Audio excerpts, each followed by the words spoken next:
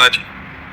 हाँ, अगर इसका ज्ञान भगवान दे देते तो चैन से जी नहीं पाते। ये भगवान ने बड़ी कृपा की कि इस ज्ञान का अपहरण कर लिया। नहीं 9 महीना माँ के गर्भ में रहे अगर उसकी स्मृति होती तो सोचो कितना भयानक कष्ट होता है। आज हम कितने कष्ट से पीड़ित हो जाए उसका चिंतन करके, लेकिन ऐसी विस्मरण कराने वाली भगवान की माया की इसी जन्म में हम 9 महीने गर्भ में रहे, कितना भयानक कष्ट रहा, लेकिन हमको स्मरण नहीं। तो फिर पूर्व जन्म के शुभ और अशुभ कर्मों का तो हमें स्मरण है नहीं, लेकिन स्मरण ना होने पर हमको भोगना पड़ेगा, क्योंकि शरीर बदल सकते हैं, हम वही हैं। जैसे चोर हो वो पोशाक बदल ले, साधु की पोशाक पहन ले, वो ऑफिसर की पोशाक पहन ले, वो किसी की पोशाक पहन ले, तो उसकी पहचान तो नहीं मिट जाएगी ना। वो रहेगा तो चोर ही ना, जहां पकड़ा जाएगा तो पोशाक भले हो किसी के पहने हो, पर होगा कि चोर है। ऐसे ही जो हमारे कर्म का फल देने वाले निर्णायक है वो हमको पहचानते हैं। हमारी पोशाकें अलग अलग हो सकती हैं, कभी मिस्त्री बने, कभी पुरुष बने, कभी सुअर बने, कभी कुत्ता बने, पोशाकें 84 लाख योनियां ये पोशाक, लेकिन पहनने वाला जो है वो जो कर्ता भाव से कर्म किया है, शुभ या अशुभ, अवश्य में भोक्तव्यम कृतम कर्म शुभाशुभम, वो शुभ अशुभ कर्म भोगना पड़ेगा।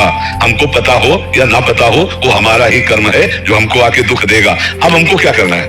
अब हमें पीछे की बातें सब जो भूले हुए हमको उनको याद नहीं करना है। हमको एक ऐसे कर्म का अनुष्ठान करना जिसे पूरे कर्म नष्ट हो जाए। वो है भगवान का नाम, भगवान की आराधना, वह भगवान की भक्ति या शुद्ध ज्ञान। इसी के द्वारा चाहे ज्ञान योग से, चाहे कर्म योग से, चाहे भक्ति योग से हम संचित कर्मों को भस्म कर दें, क्रियमाण को निष्फल कर दें और प्रारब्ध को भोग लें।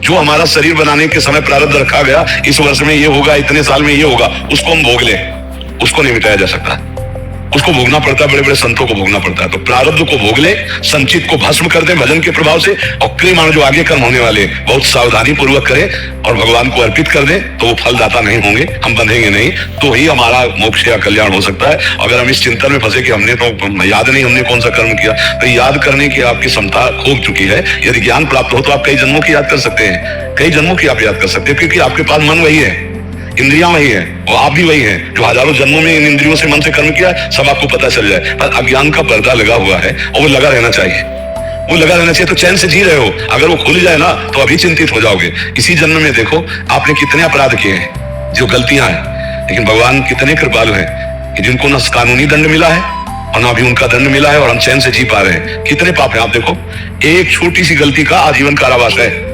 किसी माता बहन को आप गंदी हरकत कर दो, छेड़ दो, और ये बात रिपोर्ट हो जाए तो वो आपको कितना दंड मिलेगा। और ऐसी कितनी गलतियां हैं आपके पास, हजारों लाखों ऐसी गलतियां हैं जिनका हमको दंड नहीं मिला है, तो क्या वो सब मिट जाएंगी क्या? अगर भजन नहीं करोगे ना तो एक सेकंड की एक क्रिया का फल मिलेगा, वो व्यर्थ नहीं जाएगा। शुभ किया है या अशुभ, गलत देखा है या गलत अच्छा देखा है, देखने तक का आपको दंड मिलेगा, देखने तक का दंड। जैसी हरिवंश नर्क गति दुर्भर यम द्वारे कटियत नक्शी के, छोटी सी विकर्म का आपको दंड मिलेगा। आप देखो ना, छोटी सी गलती हो जाती है, क्रोध आ गया, हिंसा हो गई या जो भी, अब उसके लिए पहले हमको बंधन में डाल करके जेल ले जाया जाता है, पिटाई होती है, हम फिर मुकदमा सालों चलता है, 20-20, 10-10 वर्ष मुकदमा चलता है, फिर इसके बाद सजा होती है, फिर इसके बाद जुर्माना भी रखा जाता है, 1 लाख जुर्माना।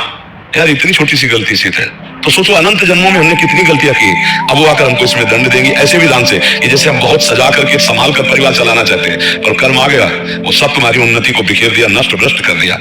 बहुत गिरा हुआ घर में जन्म लिया है, लेकिन कर्म अच्छे सजना शुरू हुआ, धीरे धीरे बढ़ता चला गया। सारा खेल कर्मों का है।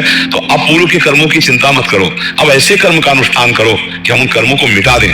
वो है भगवान का भजन, वो है सद आचरण, वो है परोपकार, दूसरों का उपकार करना, वो है भगवान की आराधना। और दूसरे किसी कर्मों में सामर्थ्य नहीं है, जैसे दान पुण्य और तीर्थयाटन ये शुभ कर्म हो गया, लेकिन भगवान की आराधना जो शुभ अशुभ दोनों को नाश करके भगवत प्राप्ति करा दे। तो थोड़ा समय रह गया है, काफी जीवन ऐसे व्यतीत हो गया, खूब नाम जप करो।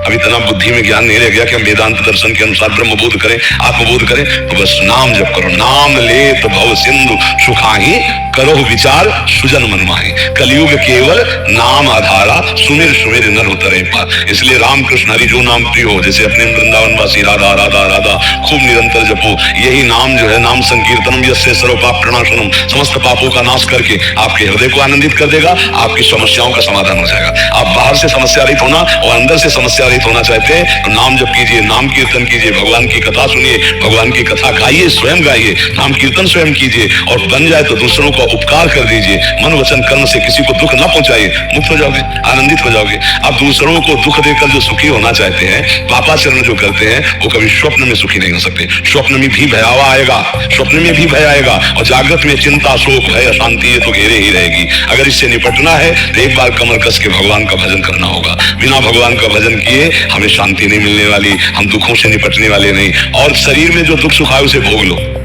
जो बड़े बड़े अवतारी पुरुषों को भोगना पड़ा है, औरों की तो बात चले, जो बड़े बड़े अवतारी पुरुषों को भोगना पड़ा है, बड़े बड़े सिद्धों को भोगना पड़ा है। इसलिए नाम जप करो, पूर्व संचित कर्मों को भस्म करने के लिए, अच्छे कर्म करो भगवान की प्राप्ति के लिए, और जो परिस्थिति आवे उसे भगवान का प्रसाद समझकर सह लो, तो जीवन मुक्त हो जाओगे। सही